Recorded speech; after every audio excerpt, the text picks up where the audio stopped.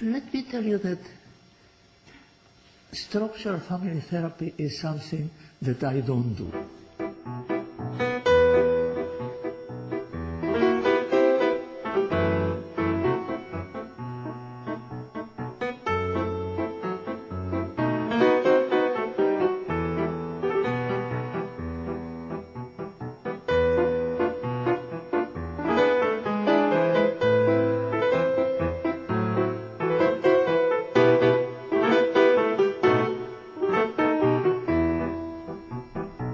I come from older son, hierarchical family.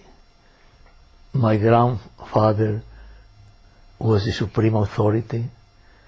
My father would never dare to challenge him. I was not supposed to challenge my father.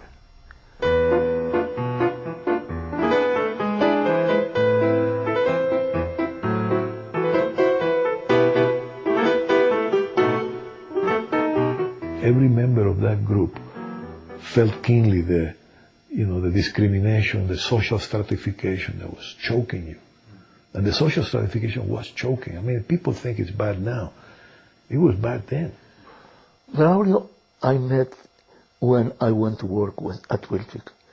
He was really, in effect, my twin. We were working together. We thought things together. And that moment of beginning to work with the family, it was not a kind of psychological intervention. It was a political intervention.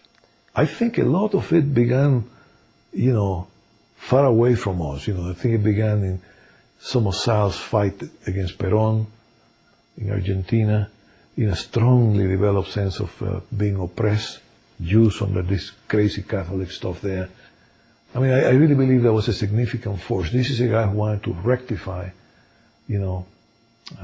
social injustice, and he found people who wanted to do that in Manhattan. When I worked with African Americans, with Hispanic population that was poor, my way of looking at them was as socioeconomic issues. So I look at poverty and not to race and culture. It brought those families into the range of vision of people in the field who had ignored them completely. And the mental health field really had not been responsive to these families. I want the family to be, once again, a family. Like her, which is the mother of our daughter.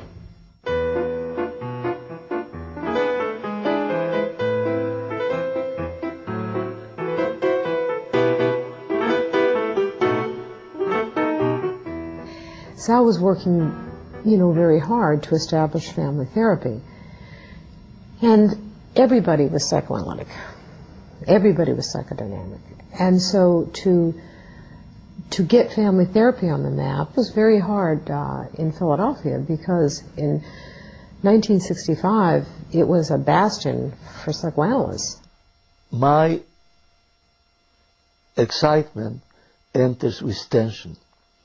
And so my therapy from the beginning was a therapy of challenge. Did they know what they were getting into? I mean, absolutely not. And also of challenging other schools of family therapy. You see, I was an analyst. Then I moved to become a family therapist, and that was a fight. The first thing I said to Sal was, Sal, there's got to be a bridge between this way of thinking and your way of thinking. And he says, no, Mary, there's no bridge. You've got to jump. And then, as a family therapist, I don't know how I created a school. And creating a school means territory. And territory means you have enemies. None of the staff ever knew the battles. All we knew was this incredible environment of intellectual stimulation, of everybody would be talking in the halls and the elevators. What can we do with this case?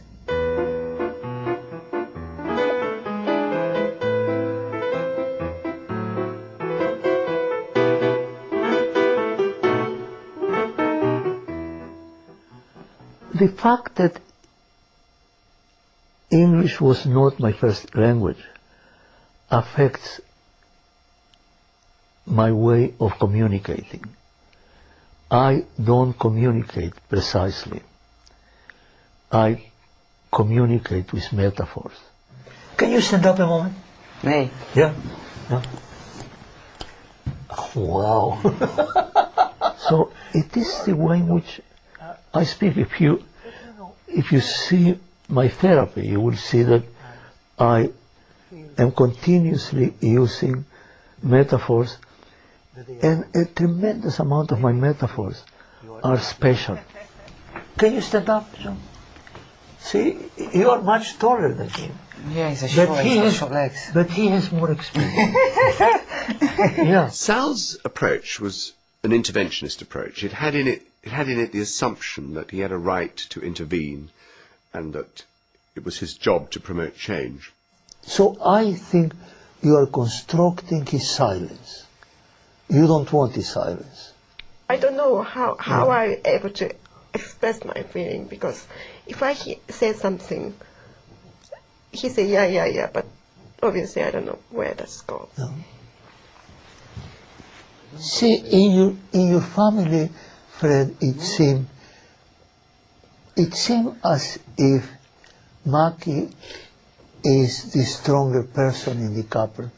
I think you are the stronger person.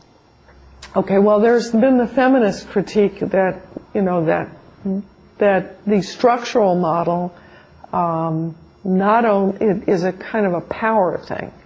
It empowers parents over children, it privileges parents over children, and implicitly privileges males over females. I would like to say one thing for the record and for posterity. I am curious.